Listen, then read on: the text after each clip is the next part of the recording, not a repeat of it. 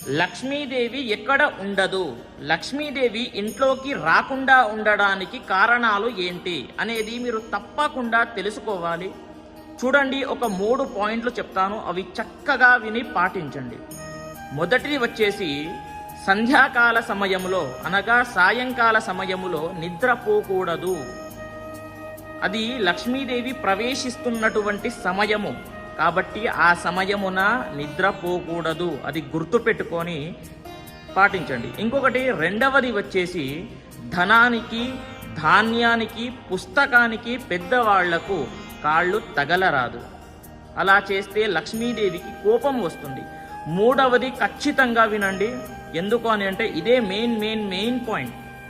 వినండి, ఎక్కడైతే స్త్రీలు ఉంటారు కదా, వాళ్ళ కంటి నుండి నీరు ఎక్కడైతే కారుతుందో అక్కడ లక్ష్మీదేవి ఉండనే ఉండదు.